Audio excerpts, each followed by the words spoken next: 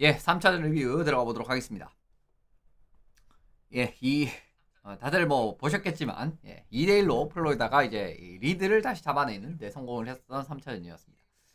결국 이제 플로리다가 한 경기를 뭐 홈에서 사실 홈에서 플로리다의 경기력 이거는 이제 조금은 이야기가 나올 수 있고 뭐 실제로 이제 경기 들어가기 전에는 파워플레이 성공 홈에서의 성공률이라든가 이런 부분이 상당히 저조했기 때문에 이 홈에서 어떻게 경기가 펼쳐질 것인가. 뭐 원정에서 강하다라는 거는 뭐 프리뷰 때도 언급을 드렸었고 하는 그림이 있었는데 요즘 홈에서 경기를 어떨까라는 부분인데 굉장히 앞서로 끝났습니다. 이 경기가.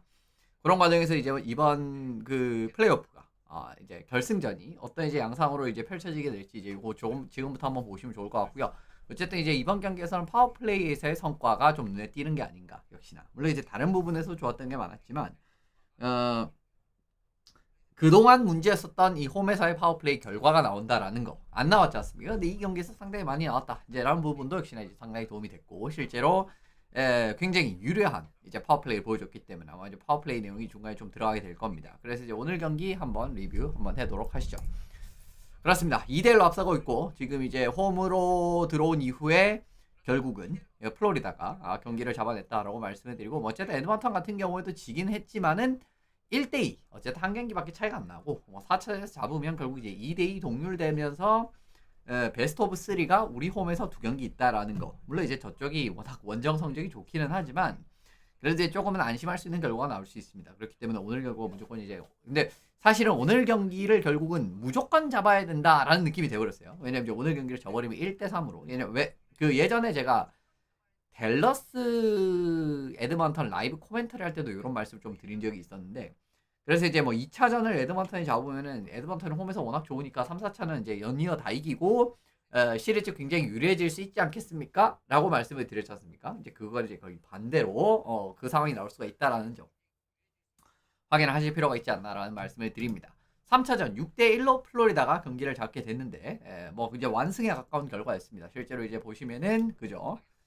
물론 이제 초반에는 이제 에드먼턴도 굉장히 기회가 파워플레이 기회도 있었고 이 팀이 이제 이 경기가 사실은 양측이 페널티가 좀 있었죠. 1피리어드부터. 물론 이제 결국 이제 좀 싸우는 과정에서 좀 말리는 페널티는 이제 에드먼턴이 이제 좀 3피리어드 이후부터는 좀 그런 게 있기는 했지만 결국 이제 1피리어드의 파워플레이 지금 보시면은 굉장히 많은 파워플레이 서로 주고받았고 사실은 서로 안 좋은 페널티도 좀 있었죠. 그죠?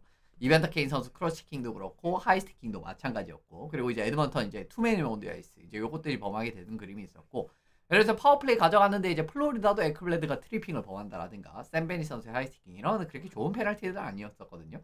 그런 과정들이 겹치게 됐었는데 오히려 이쪽에서 이제 먼저 파워플레이 골이 나왔다라는 거 이제 그런 부분 좀 이야기할 수 있는 부분이 되겠죠. 어쨌든 그렇게 말씀을 드리고 넘어가면 좋을 것 같고 6대1이었고 뭐 슈팅 숫자라든가 이런 부분은 크게 차이가 없습니다. 생각보다 어떻게 보면 이 경기는 4대1이 됐을 때 제가 오늘 경기 좀 승부가 난 것 같은데요 라는 느낌으로 말씀을 드렸지 않습니까? 근데 이제 4대1이 된 이후로 거의 이제 조금은 경기가 원사이드하게 플로리다 쪽으로 가게 됐는데 어쨌든 뭐 그렇게 말씀을 드리고 넘어가면 좋을 것 같습니다.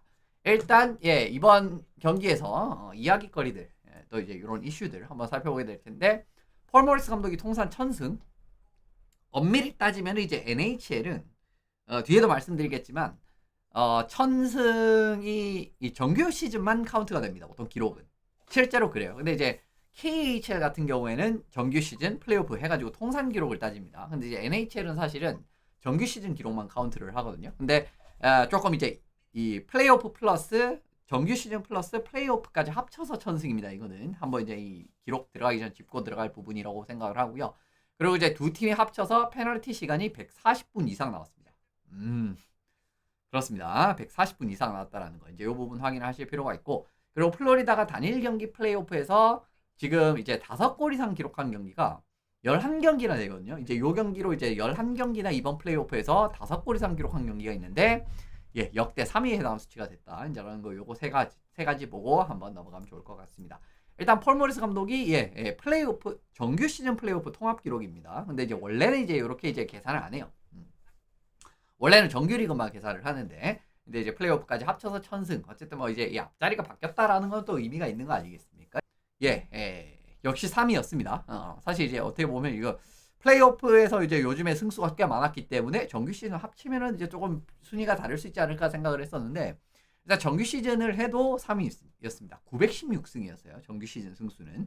자, 그런 그림이고 이제 뭐 순위는 똑같죠. 1244, 969 그리고 916인데 어쨌든 순위가 이렇게 나옵니다. 근데 어쨌든 이 뭐 아까 이제 플레이오프 통합이랑 뭐 다른 인물이 들어가고 그런 건 없었어요. 그렇게 말씀을 드리고 넘어가면 좋지 않을까라는 생각이 들었습니다. 또 하나는 역시나 이제 두 팀이 합쳐서 굉장히 많은 페널티가 나왔다라는 거죠. 실제로 이제 두 팀이 합쳐서 지금 보시면은 140분에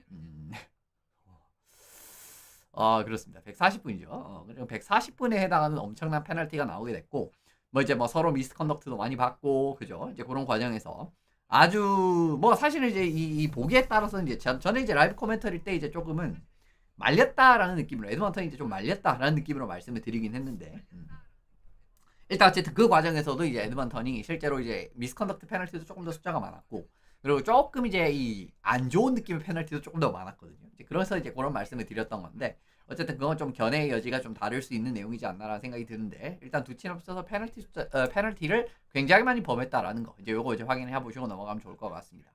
스탠리컵 결승전에서 양 팀이 페널티 시간이 50분 이상 그러니까 두 팀 다 50분 이상이 있었던 경기들이 지금 최근 한 30년 기준으로 따져봐도 그렇게 많지는 않았습니다. 한 25년 정도, 21년 정도, 그죠? 한 20년 남짓한 결과를 봤을 때도 그렇게 많지는 않았었어요. 2023년 스탠리컵 결승전 2차전에서 이제 베이거스랑 플로리다가 그죠? 64분 84분 그랬었고 그리고 이제 11년 이제 스탠리컵 결승전 3차전에서 보스턴과 밴쿠버가 75분 70분이었습니다. 그리고 이제 2004년 스탠리컵 결승전 2차전에서 68분 67분 이렇게 됐는데 지금 뭐 재밌는 게 최근 4개의 예시에서 플로리다가 2번이나 들어가 플로리다 어쨌든 2번 들어가 있네요. 그런 과정이고 어쨌든 이거 뭐 지금 이 빈도적인 측면에서 살펴보시더라도 이따금씩 한 번씩은 이런 경기가 나온다라는 거. 그러니까 요즘에 들어와서 어떻게 보면은 조금 예전에는 진짜 더 이제 날것에 하키고 더 날것에 피지컬이 있었고 하는 시절에는 사실 또 이런 경기가 좀 있곤 했었는데 사실 최근 들어와서는 이런 부분들이 조금은 완화되지 않았습니까?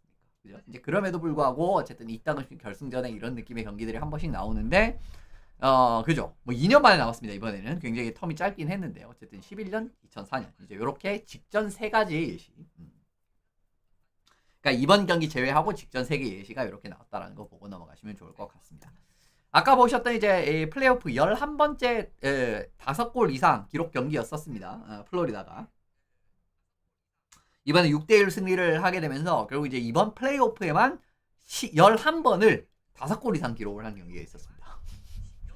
어마무시하죠. 어쨌든 공격적인 부분에서도 아주 이제 압도적인 결과치가 나오고 있다라고 바라보시면 좋을 것 같고요.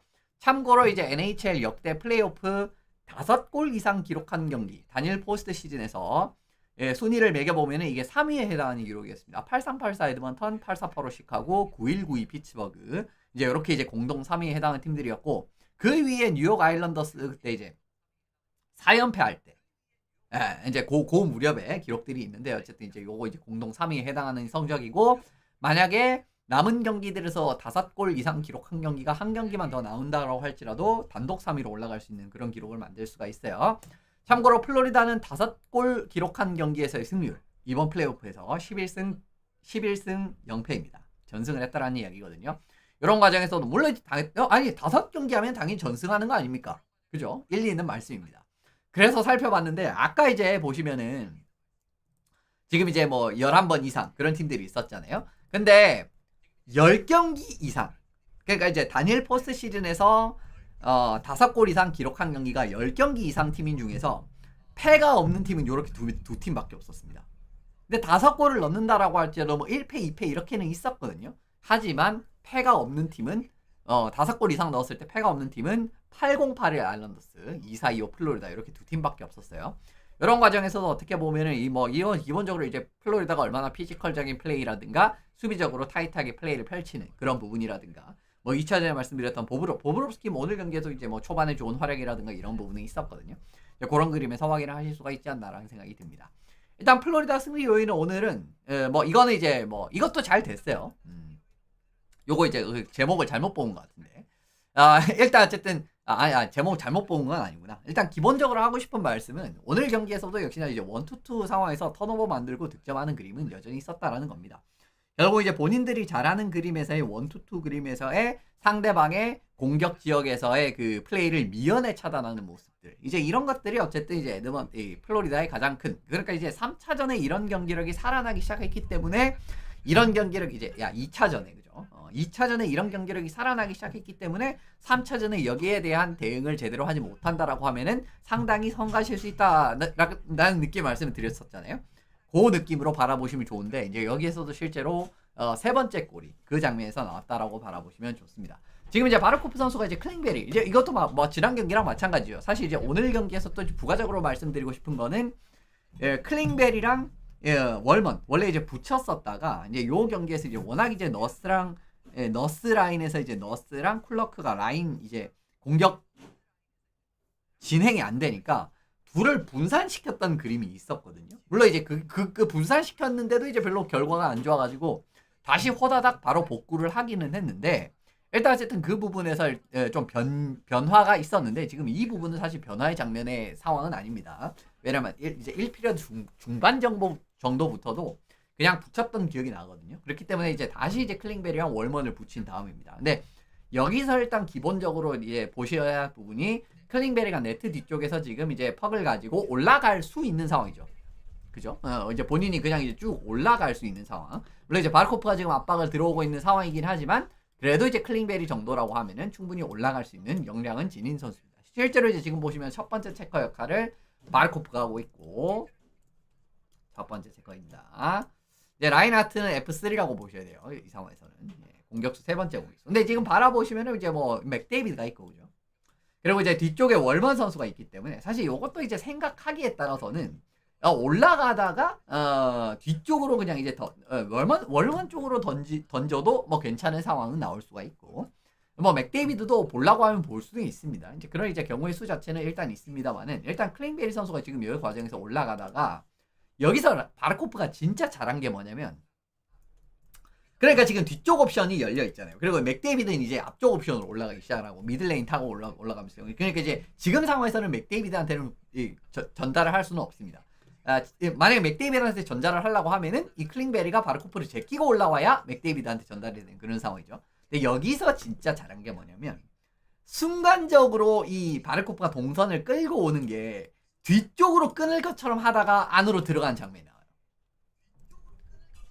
그러니까 지금 뒤쪽으로 돌려주면 옵션이 하나 생기니까 그거를 경계하는 느낌으로 이렇게 살짝 들어오거든요. 그 과정에서 클링베리가 결국은 뒤쪽으로 못 줄 수가 없었던 상황이 나와버렸고 왜냐면 지금 이 상황에서 결국 이제 지금 요 뒤쪽을 순간적으로 살짝 자르려는 이런 모션이 살짝 있었기 때문에 결국 이거 뒤쪽으로 던졌다가는 바로 스택 체크 얻어맞고 그냥 턴오버가 나오는 거거든요. 사실 결국 이 장면에서 턴오버가 나오긴 했는데 이 장면은 솔직히 말씀드리면 좀 운이 없는 것도 있었죠. 왜 운이 없었냐라고 하면은 결국 이제 클링베리가 바르코프를 피해서 올라오다가 결국은 올라오다가 이제 지금 이제 이 심판한테 지금 이제 이 동선 그죠? 지금 심판이랑 접촉이 생기면서 제대로 뽑혀 나오지 못한 것도 있습니다. 근데 여기서 하나 또 주목을 해야 될 게 버에기 선수 위치죠. 그러니까 지금 이렇게 올라가다가도 클링베리가 이렇게 올라가다가도 그러면 이거 그냥 이렇게 뿌리면 되는 거 아닙니까? 그죠? 이거를 못 뿌린 이유는 요것 때문입니다. 그러니까 플로리다 팬서스의 1-2는 F2에 해당한 선수가 강한 그러니까 스트롱 사이드 이 벽을 잡으면서 결국 이 앞쪽으로 뽑혀 들어가는 패스를 차단하려고 하는 시도가 있거든요. 그렇기 때문에 여기서 클링베리가 앞으로 못 던진 거예요. 여기서 앞으로 당겼으면 바로 이제 버에기한테 턴오버 나와가지고 얻어맞는 겁니다. 그래서 이제 끌고 가다가 결국 이제 심판이랑 이렇게 접촉이 생기면서 턴오버가 나왔고 결국 이 턴오버가 나온 상황에서 이제 버에기가 퍽을 잡고 라인하트가 이제 침투를 하면서 득점을 하는 장면인데 이 장면에서도 이제 뒤에 이제 라인하트가 오늘 경기에서 좀 이제 살아나는 그림이 있다라는 걸 말씀을 드리겠지만 라인하트가 어쨌든 지금 턴오버가 나온 걸 보고 바로 이제 이 페이스오프 서클 쪽으로 달라들다가 한 번 모션 스틱 핸들과 한 번 딱 하고 슛을 빠르게 붙이는 게 그냥 딱 그 스키너를 뚫어버리는 장면들이 나오거든요. 요런 그림에서 어쨌든 이제 1-2 상황에서 이렇게 또 턴오버를 유도하고 득점까지 연결이 됐던 거 이거 뭐 2차전에도 그대로 나왔던 그림이었는데 3차전도 마찬가지로 클링베리를 공략하면서 똑같이 나왔습니다. 이제 이 부분에 대해서 어떻게 보면은 여전히 조금은 해답을 찾지 못하는 그림에서의 실점이 나왔다라는 거, 이게 또 크다라고 말씀을 드리죠. 그러니까 이제 플로리다식 1-2에서 가장 중요한 부분인 전방 압박. 첫 번째 체커에 이제 첫 번째 체커가 이제 퍼캐를 압박을 해주고, 그리고 이제 하프보드 쪽에 패스를 차단하는 두 번째 공격수. 아까 이제 버헤기 보셨죠, 포지셔닝. 그리고 이제 세 번째 공격수 같은 경우에도 이거 지금 안 짚고 들어갔는데, 그러니까 맥데이비드한테 뭐 어떻게 보면은 뭐 여기서 연결을 하고 이제 그런 상황을 생각을 할 수도 있는데, 근데 맥데이비드 지금 바라보시면은 맥데이비드보다 낮은 위치에, 그죠? 맥데이비드보다 낮은 위치에 지금 이제 이 F3에 해당하는 선수가 있죠. 그러니까 이게 트래킹이 된단 말이에요. 지금도 바라보시면은 맥데이비드가 이 동선을 따라가지고 라인하트가 똑같은 동선을 따라 움직이고 있죠. 물론 이제 맥데이비드가 일단 퍽을 잡아서 한번 가속을 하기 시작을 하면은 그거는 이제 라인하트가 혼자서는 커버할 수 하기 어려운 상황이 나오기는 합니다만은, 이런 과정에서도 이게 어떻게 보면은 이 플로리다 팬서스 1-2의 이 F3에 해당하는 움직임 중에 하나입니다. 그러니까 위크 사이드 옵션보다 위 포지션을 잡는 거. 세 번째 공격수가 이제 그 부분을 보시게 되면서 결국 이제 굉장히 정석적인 그 플로리다 팬서스의 골이 나왔다라는 거, 이제 이렇게 한번 확인하시고 넘어가면 좋을 것 같습니다. 그리고 역시나 파워플레이, 이게 중요합니다. 이번 플레이오프에서 사실은 홈에서의 승률이 좀 안 좋은 이유이기도 했었고, 홈에서 어떻게 보면 조금 이제 성과가 좀 생각보다는 덜 따르는 이런 이미지를 받는 게 결국 이제 홈에서 파워플레이가 생각보다 안 좋았다라는 거거든요. 실제로 이 경기 들어가기 전에 이제 또 라이브 코멘터리에서 또 채팅하시는 걸 봤을 때 나왔던 이야기가 3%라는 이야기가 있었습니다. 요 경기 들어가기 전에. 그래서 이제 오늘 요 경기에서 3골 넣어가지고 11%까지 올라갔던데, 어쨌든 파워플레이 살아났다라는 그림이고, 에드먼턴 오일러스의 페널티 킬링인 1-1-2의 구조적인 약점을 공략을 하는데 성공을 했다라는 거, 이제 요 방법을 좀 이제 눈여겨보실 필요가 있습니다. 기본적으로 에드먼턴 오일러스는 1-1-2를 페널티 킬링을 쓴다고 말씀을 드리고, 플로리다 같은 경우에는 이제 1-2-1을 쓰는데 둘이 이제 전술이 좀 다르거든요. 근데 이제 지금은 어쨌든 이제 에드먼턴 이야기를 하게 될 텐데, 일단 지금 이제 베니스 선수가 파워플레이, 지금 이제 파워플레이 2라인이 올라온 상황이고, 지금 이제 범퍼에서 이제 슈미트 선수가 베니스 선수한테 패스를 준 다음에, 베니시 원래 범퍼 역할을 수행을 하다가 요쪽 보드 쪽으로 올라갑니다. 본인이 올라가요. 근데 1-1-2에서 그러니까 이제 어떻게 보면 플랭크 위치로 올라가는 그런 느낌으로 올라간단 말이에요. 그러니까 제가 이제 제 라이브 코멘트 오래 들으신 분들은 아시겠지만, 1-1-2에서 플랭크를 수비하는 가장 중요한 방법론 중에 하나는 원래 이제 1-1-2 같은 경우에는 이 퍽이 코너 쪽으로 들어간다라든가 사이드가 이제 요쪽 한쪽 사이드로 고정이 되면은 살짝 다이아몬드 형식으로 쓰기는 쓰거든요. 그 과정에서는. 근데 이때 이제 어떻게 보면은 맨 앞에 최전방에 1에 해당하는 선수와, 그리고 이제 이 스트롱 사이드 쪽에 있는 수비수가 이렇게 동시에 압박을 살짝 들어가는 느낌. 에드먼턴은 좀 그렇게 하더라고요. 그러니까 원래 같은 경우에는 이제 그러니까 이 스트롱 사이드 수비수가 좀 더 적극적으로 움직이는 팀들도 있고 좀 덜 적극적으로 움직이는 팀들도 있습니다. 근데 어쨌든 베니스 선수가 이렇게 이제 플랭크 쪽으로 들어가니까 그냥 일반적인 수비를 하는 거죠. 그죠? 원에 해당하는 선수도 압박을 들어가고, 그리고 이제 이 부샤르도 이제 조금 이제 타이트하게 압박을 들어가면서 이제 탈취하는 시도를 하는데, 여기서 이제 좀 문제가 일단 펼쳐진다라는 거죠. 이제 결국 이제 헨리크 지금 들어왔죠, 그죠? 부샤르 선수까지도 지금 이제 굉장히 공격적인 포지셔닝을 잡으면서, 왜냐면 샘 베니 선수가 이쪽으로 던질 수도 있다라고 생각을 했는지 모르겠지만 마샹이 있으니까 골라인 아래쪽으로. 그러니까 이제 좀 보드를 잡는 이런 느낌으로 좀 들어간단 말이에요. 이제 그 과정에서 오히려 베니 선수는 슈미트 선수 쪽으로 뒤쪽으로 백퍼를 넘겨줍니다. 근데 사실은 근데 이 플레이도 어떻게 보면 나와서는 안 돼야 되는 플레이가 뭐냐면은, 그러니까 헨리크 선수가 일반적으로 이제 아까 이제 요 동선을 자르고 올라오는 이유는 뒤쪽으로 뽑히는 패스를 차단하는 그 느낌도 있는 거거든요. 근데 이제 그 플레이도 제대로 안 됐죠. 사실 근데 그게 안 될 수밖에 없는 이유는 일반적인 1-3-1 포메이션으로 서 있지가 않죠, 지금 플로리다가. 그죠? 그러니까 이게 지금 이제 파워플레이 2라인 선수들이 올라올 때는 2-on-2 같은 느낌으로 파워플레이를 이제 전개를 하는 그림이 있거든요. 근데 지금 바라보시면 이제 베니 선수가 퍽을 잡았을 때, 원래 같은 경우에 지금 슈미트가 1-3-1이라고 하면 슈미트가 원래 여기 있고, 그리고 버헤기가 여기 있고, 그리고 이제 뭐 다시 이제 요 골라인 아래쪽으로 내려갔던 로드리게스가 올라오면서 이렇게 다시 1-3-1이 되는 거 아니겠어요? 지금 이제 실제로 이제 그 과정에서 로드리게스가 올라오고 있고, 근데 슈미트가 이 위치에 있었다라고 하면 헨리크가 요동선 자르고 올라왔으면 아마 이제 그냥 차단이 됐을 겁니다. 하지만 지금 이제 슈미트는 아까 2-on-2 같은 느낌으로 운영이 된다라고 말씀을 드렸죠. 그러니까 지금 이제 이게 제대로 안 잘린 거예요. 이제 그 과정에서 슈미트 쪽으로 이제 퍽이 연결이 됐고 결국은 슈미트가 지금 보시면은 헨리크랑 부샤르가 여기까지 내려와 있습니다. 예. 그러니까 지금 바라보시면은 지금 플랭크에 있었던 베닛이 여기까지 내려온 걸 제외를 하면은 마르샹 골라인 앞쪽에 들어가 있죠. 그리고 이제 범퍼에 한 명 들어가 있죠. 버헤기 쪽으로 내려갑니다. 그런 과정이기 때문에 지금 일반적인 1-3-1으로 된단 말이에요. 이렇게 됐을 때는 사실 에드먼턴이 다시 1-1-2가 돼 있어야 되는 상황입니다. 요 상황에서. 그러니까 요 상황에서 다시 1-1-2가 형성이 돼 있는 상황이었어요. 하지만 여기 두 명이 들어가 버렸죠. 그러니까 여기서는 사실은 부샤르가 잘못한 게 뭐냐면, 그러니까 원래는 공격수가 이 위치에 들어가는 게 맞아요. 그러니까 1-1-2 할 때 지금 이제 누전 톰킨스가 1의 역할을 하고 있고, 그리고 이제 두 번째 공격수 역할을 이게 공격수가 하는 게 맞거든요. 근데 사실은 여기서 이제 지금 보시면은 헨리크가 여기까지 내려왔으니까 부샤르가 여기 올라가고 헨리크가 이 자리를 맡고 그리고 이제 에크홀름이 여기를 맡고 이런 느낌으로 1-1-2가 이제 조금 유동적으로 이루어져야 되는 거거든요. 근데 지금 보시면은 이제 여기서 부샤르가 안 올라옵니다. 범퍼를 커버하러 안 올라와요. 그 과정에서 결과적으로는 이거 근데 지금 범퍼 옵션이 열렸잖아요. 근데 지금 이제 누전 토킨스 같은 경우에는 버헤기 쪽으로 가는 패스를 차단하기 위해서 이쪽으로 움직였단 말이에요.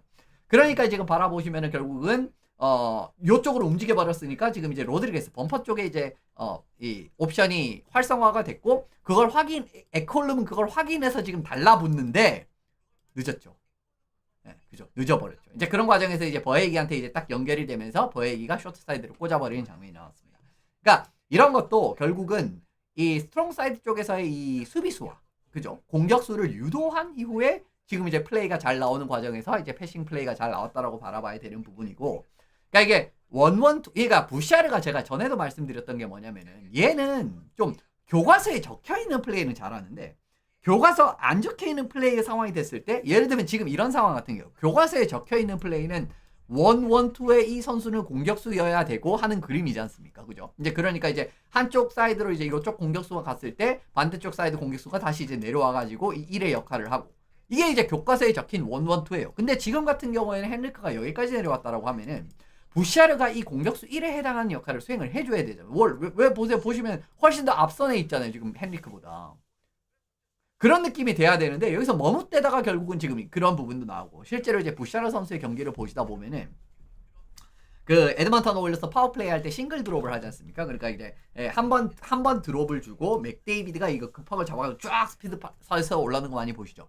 근데 그것만 생각하고 그냥 이제 맥데이비드한테 그냥 수동적으로 뒤로 돌리다가 잘려가지고 이제 실점하고 그런 장면들이 있단 말이에요. 근데 이런 장면도 이제 그런 장면들을 하나라고 보시면 좋을 것 같고요. 결국은 근데 왜 제가 결국은 이 범퍼가 중요하다고 말씀을 드리냐면은 1-1-2라는 파워플레이 이 페널티 킬링 시스템은 범퍼를 견제하기 용이한 시스템입니다. 범퍼를 견제하기 용이한 시스템이에요. 왜냐하면 이제 결국은 여기 한 명 있고 가운데 여기 한 명 있기 때문에 이제 범퍼를 마크를 하는 그런 움직임이 잘 되기 때문에 근데 지금 같은 경우 결국 이제 포지션에 없었기 때문에 결과적으로는 로드리게스를 열렸고 로드리게스를 우왕좌왕 이제 로드리게스 막을 달라오니까 버헤기 안쪽에 있는 선수 패스해가지고 득점을 하는 장면이 나왔지 않습니까? 이런 그림으로 일단 공략을 해가지고 이제 2-0 1피리어드에 한 골을 넣었던 그림이고 요거 이제 어떻게 보면 4-1부터는 사실상 승부가 난 그림이었었는데 요 다섯 번째 골 같은 경우에도 그런 비슷한 장면이 나온단 말이에요. 지금 이제 바라보시면은 커척 선수가 퍽을 잡았을 때 그죠?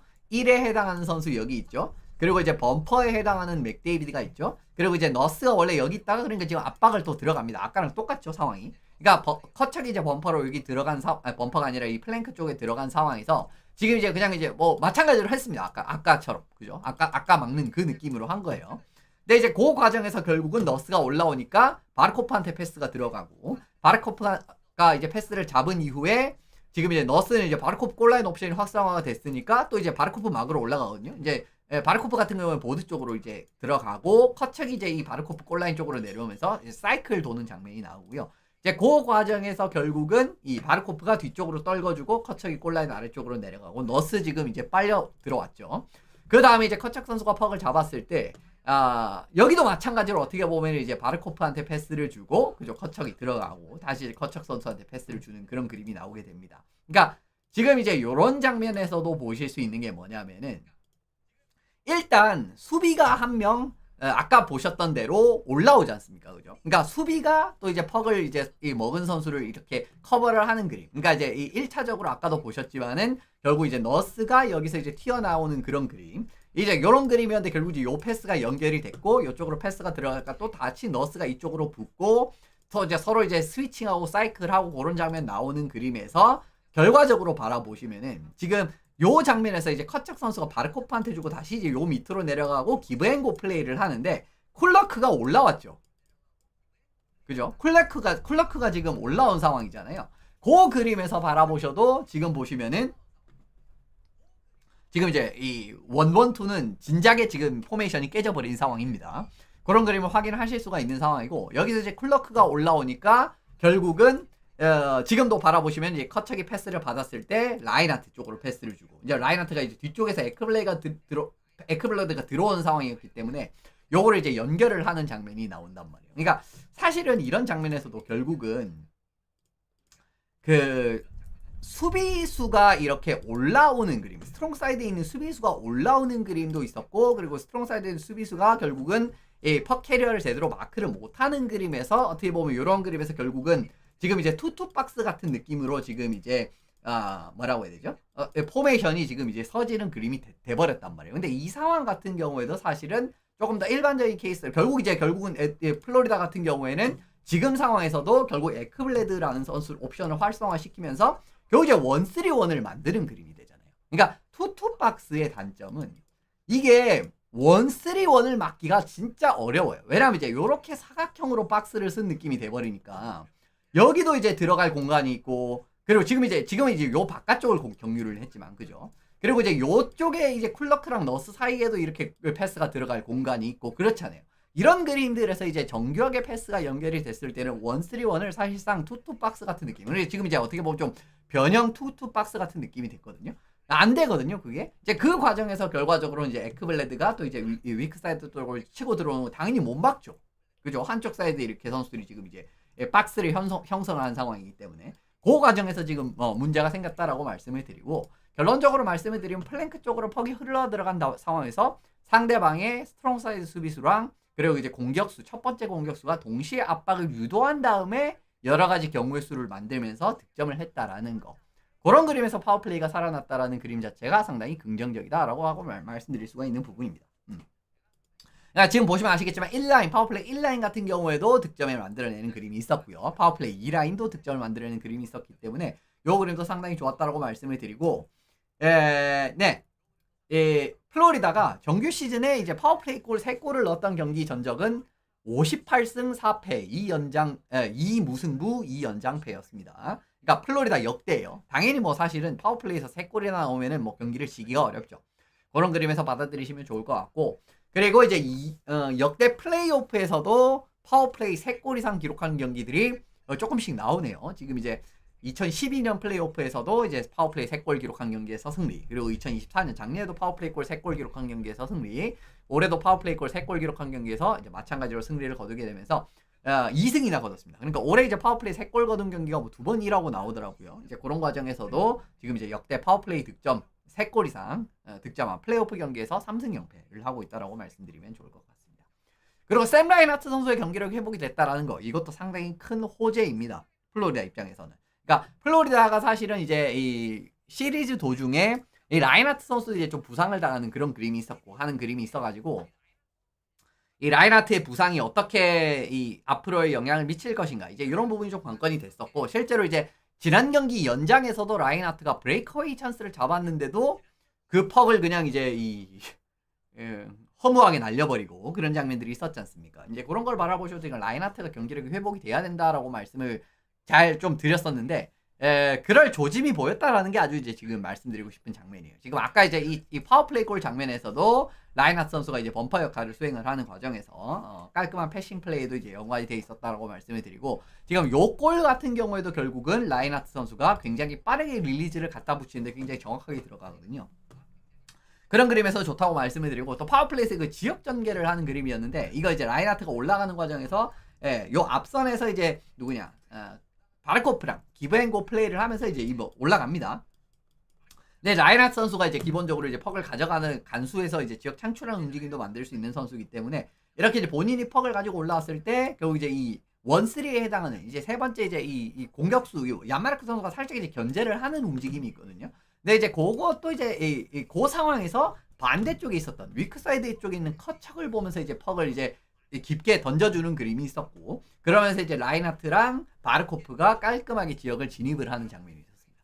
요 장면이 있는 데가 결국 이제 커척 선수가 지금 이 슬롯 쪽이 아니고 해시마크 쪽까지 내려와가지고 결국은 정확한 패스 연결해서 이제 라인하트한테 연결을 하는 장면이 있었죠. 근데 요거는 이제 좀 예석하게 골대를 벗어나는 그림이 있었는데, 어쨌든 이제 요 과정에서도 이제 득점을 깔끔한 지역 창출해서 만드는 그림도 있었고요.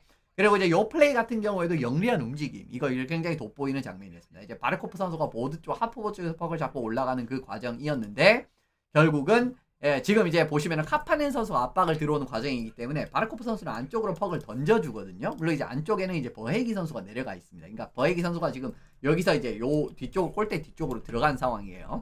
그 상황에서 결국은 라인하트 선수가 이 반대쪽 위크사이드 쪽으로 쭉 들어가는 움직임이 나옵니다. 근데 사실은 이거를 조금 안정적으로 플레이를 한다라고 하면은, 사실은 이게 원래는 이제 하프보드 쪽에서 있어도 만약 카파넨이 빠르게 압박을 들어오지 않았다라고 하면은 그냥 바르코프가 요쪽, 그죠? 요쪽 벽 쪽에 있는 수비수한테 패스를 내주게 되면서 결국 뭐 사이드 전환하고 슛 때리는 뭐 2-3 운영 같은 걸 할 수도 있거든요. 왜냐면 이쪽에 이제 패스를 뿌려주면은 라인하트가 이제 이 높은 쪽으로 올라오고, 그리고 존스가 요쪽으로 내려가서 이제 조금 공격적인 움직임을 취해도 2-3를 할 수가 있지 않습니까? 근데 이제 지금 라인하트 같은 경우에는 결국은 지금 골라인 아래쪽에 버헤기도 내려가 있는 상황이고, 그리고 카파넨이 요 동선을 자르고 올라가니까 반대쪽 위크사이드로 그냥 본인이 내려가는 선택을 한단 말이에요. 근데 그 과정에서 결국은 물론 이제 요 장면은 요 앞 장면에서 이제 버헤기 선수가 보드 쪽에서 이제 퍽 싸움 이기는 좋은 장면도 있기는 했는데, 여기서 이제 퍽 싸움 이기고 난다 결국 이제 라인하트가 여기서 아무도 이제 커버를 못하는 굉장히 이제 영리한 움직임이 나왔기 때문에 아무도 지금 커버를 안 하고 있죠. 이런 과정에서 이제 또 퍽을 잡아가지고 이제 네트 쪽으로 침투하는 바르코프 선수한테 패스를 연결을 해서 굉장히 좋은 찬스를 만든다라든가, 이게 이제 라인하트 선수의 이제 좋았을 때의 경기력인 거죠. 이제 영리한 움직임 같은 부분도 그렇고, 수비할 때도 마찬가지로 영리한 움직임. 아까 이제 보셨지만은, 아까 이제 뭐 브레이크아웃 상황에서도 이제 맥데이비드 선수 이렇게 이제 잘 트래킹 해주는 그런 장면 확인을 하셨지 않습니까? 수비 상황에서도 그렇게 도움이 되고, 공격에서도 이렇게 영리한 움직임 펼쳐주는 과정에서 역시나 골을 넣을 수 있는 능력, 패싱 능력, 두 가지를 모두 겸비를 하고 있는 선수이기 때문에, 이런 과정에서도 이제 라인하트 선수의 경기력이 좀 살아나는 모습이 이제 3차전에 나오고 한다라는 거. 이거 상당히 에드먼턴 입장에서는 또 하나 껄끄러운 이런 이제 걸림돌이 생겼다라고 말씀드리고 넘어가면 좋을 것 같습니다. 결론적으로 말씀을 드리면 영리한 움직임으로 공격 창출하는 것도 오늘 좋았고요. 그리고 이제 연계라든가 마무리, 그리고 이제 좀 허를 찌르는 패스, 아까 지역 진입을 하는 과정에서 위크사이드 쪽으로 쭉 찔러준다는 그런 부분까지도 잘 돋보이는 그림이 있었기 때문에, 오늘 경기는 이제 좀 좋았을 때 라인하트를 확실히 볼 수 있었던 그런 경기가 아니었나라는 생각이 듭니다. 그리고 아까 이제 요 장면들을 보기 전에도 이제 앞선 상황에서도 뭐 클링베리 상황에서 클링베리 선수 이제 실책 상황에서 릴리즈 가져가는 부분이라든가, 구조적으로 이제 잘 깨는 그림이 나왔을 때도 이 범퍼에서 이제 패싱 역할, 링커 역할을 잘 수행을 하면서 결국 이제 위크 사이드 쪽에서 들어온 선수 잘 봐주는 이런 움직임들이 있었기 때문에, 라인하트 선수는 오늘 1골 1어시스트 활약이 있었고요. 결국 이제 승리에도 큰 도움이 되게 됐다라고 말씀을 드립니다. 그래서 지금까지의 모습은 결국은 플로리다가 점점 그 2라운드 2차전에서 잡았던 그 좋았던 분위기를 더 잘 잡아가는 그런 느낌이 되고 있어요. 그러니까 결국은 이 전방 압박 플랜도 여전히 먹히고 있고, 클링베리랑 월먼 이런 선수들 통제도 잘 되고 있고 여전히 잘 되고 있고, 게다가 상대방의 신경도 잘 긁는 그림에다가 여기에서 이제 라인하트 부상으로 안 좋았었던 라인하트 같은 선수까지 살아나는 그림이 됐기 때문에 좀 그죠? 순풍을 이렇게 쭉 타고 가는 그런 그림이 되고 있습니다. 근데 사실은 이제 아직까지는 그래도 에드먼턴이 상대로 방심을 할 수 없는 거는, 이 경기에서도 냉정하게 말씀을 드렸을 때는 경기 초반이라든가 파워플레이 상황이라든가 이런 그림에서 에드먼턴 오일러스도 득점이 굉장히 가까이 간 그림들이 꽤 있었습니다. 그러니까 에드먼턴 같은 경우에도 초반에 이렇게 상대방이 안 좋은 페널티를 범했다라든가 그런 그림에서 파워플레이 골이 한두 골 정도 나왔다라고 하면은 또 다른 양상으로 흘러갈 수 있는 그림입니다. 그러니까 예를 들면 오늘 경기에서 완벽하게 이제 에드먼턴 진짜 공격 한번 못하는 느낌으로 찍어 누른 경기는 아니었어요. 그러니까 초반에는 이제 그런 위기 장면들이 있었는데 이제 그 상황에서 보브롭스키가 막아내는 그림이라든가 지금 이제 반대쪽으로 뽑히는 패스 이런 것들을 막 포르슬링 같은 선수들이 다 차단하고 있고요. 그리고 이제 맥데이비드가 이제 미들레인으로 파고 들어가는 그런 움직임 같은 경우에도 포르슬링이라든가 이런 선수들이 동선 통제 잘 해주면서 지금 수비적으로도 상당히 좋은 경기력이 펼쳐지고 있는 상황이거든요. 근데 어쨌든 에드먼턴의 이제 이런 공격을 근본부터 막을 수는 없습니다. 그렇기 때문에 앞으로의 시리즈에서도 이렇게 한두 번 정도 굉장히 위험한 찬스가 나온다라든가 초반에 어떻게 보면 분위기를 잡아가지고 에드먼턴이 몰아치는 그 그림에서 플로리다가 버텨야만 하는 국면이 분명히 나올 수가 있습니다. 이제 그 부분을 확인을 해야 되기 때문에 에드먼턴 같은 경우에도 그러니까 역으로 4차전에서 이제 오늘처럼 초반의 경기력의 이제 흐름을 딱 잡았을 때 득점으로 한두 골 이렇게 만들어가면서 댈러스 잡았던 것처럼 그런 시나리오를 충분히 만들 수 있는 그림이 요 경기에서 좀 나오긴 했었거든요. 그래서 어쨌든 이런 부분들 확인을 하시면서 앞으로 남은 시리즈 몇 경기가 될지 모르겠습니다만 한번 이제 확인을 해보시면 좋을 것 같습니다. 원래는 제가 그 이 리뷰 방송을 그 전날 경기 전날 하기로 했었는데 그 경기 전날 하려고 하니까 그 다음날 아침에 하잖아요. 그러니까 요거 끝나고 나면은 목이 아파갖고 막 목이 갈라지고 이제 막 계속 물 먹고 이래야 되더라고요. 그래가지고 이제 오늘부터는 이 경기 다음날 그냥 하도록 하겠습니다. 물론 이제 경기 다음날 이제 이동일이 하루 낀 날이 있기는 하지만 기본적으로 지금 스탠리컵 결승전 같은 경우에는 이동일이 이틀 끼는 그런 그림으로 가고 있기 때문에 그러니까 하루 이제 쉬는 날이 나오거든요. 이제 그래가서 이제 그냥 뒷날 쉬도록 하겠습니다. 뒷날. 자 그렇게 이제 하도록 하겠으니까 내일 같은 경우에는 이제 4차전, 5차전은 재밌는 게 이제 하루 쉬고 하거든요. 그렇기 때문에 이제 그건 그냥 하루 쉬고 하는데 이제 그 다음 어쨌든 6차전, 7차전 이제 어떻게 될지 모르겠습니다. 그때부터는 이제 경기 다음 날에 진행을 하도록 하겠습니다. 그래서 이제 이런 식으로 이제 앞으로도 들어가게 될 거고 우승을 어떤 팀이 할지는 모르겠습니다. 우승한 다음에도 우승 총집편 같은 느낌으로 한번 할 겁니다. 그런 느낌이 되게 될 테니까 앞으로도 많이 성원을 부탁을 드리면서 오늘은 여기서 마무리해 보도록 하겠습니다. 끝까지 함께 해주셔서 감사드리고 다음 시간에 뵙겠습니다.